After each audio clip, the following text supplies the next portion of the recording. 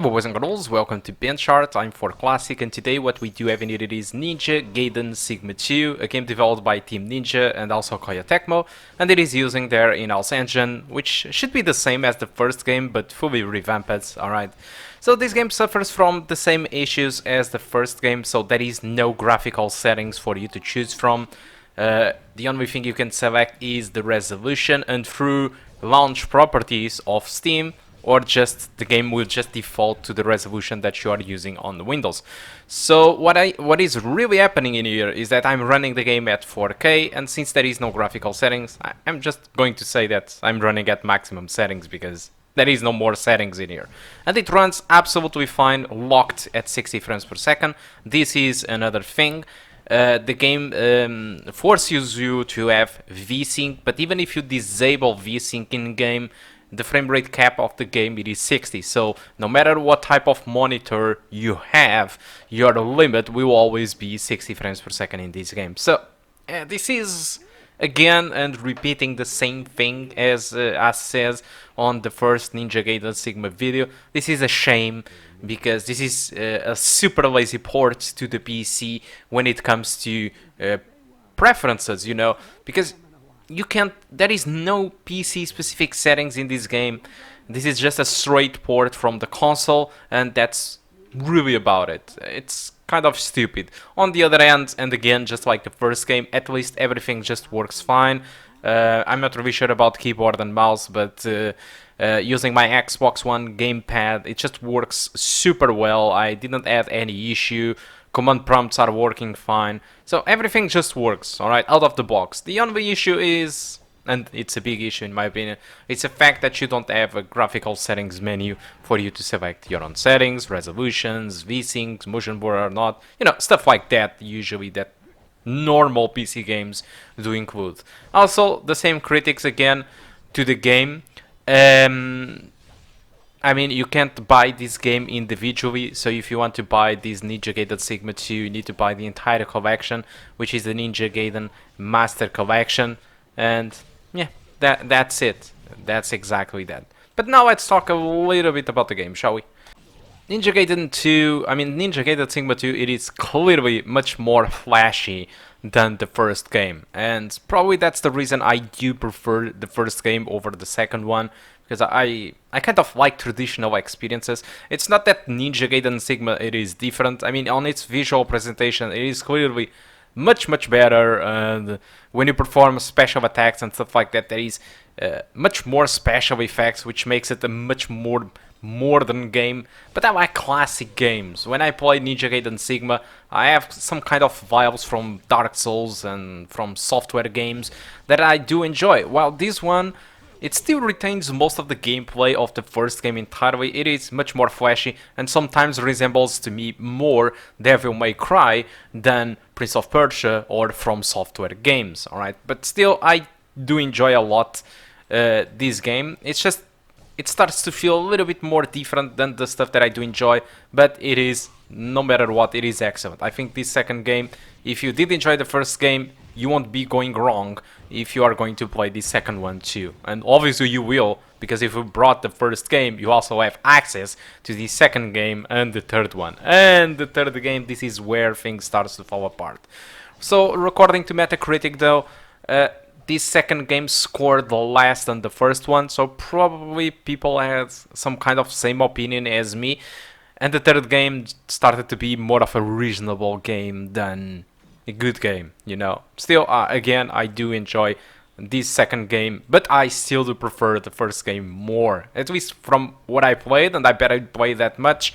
My first moments with the game that I had, it clearly showed me that the first game was clearly more serious, and this second game it is way more casual. Keep in mind that Ninja Gaiden, it is usually a difficult game, so don't expect that this is an easy game. This is coming from the same developers as Nioh, and in case you don't know Nioh it is kind of a... this is not right to say this, but this is kind of a Souls-like game. It tries to resemble a lot of Dark Souls, and it is also very difficult and tough. And Ninja Gaiden, it is also not an easy game. It's not super challenging like Nioh or Dark Souls, but it is still a challenging game, so it might not be for everyone out there. Alright, and well, I guess that's all that I can say about this. You already know the things about the price, which I talked on the first video for Ninja Gaiden 1. So since you are forced to buy the entire package instead of buying individually, you need to pay the full price, which is $39.99. I think the price it is fine, but it's a shame that you can't buy a game individually, because you might want just to buy the first one or the second one or even the third one, despite I do think that people probably will buy the first one or second one. And you can't. You need to buy the entire package, and because of that same reason it gets more expensive on a single payment. Alright, so again, thank you a lot for watching, hope you keep enjoying the rest of the video, and I do hope to see you soon. Goodbye.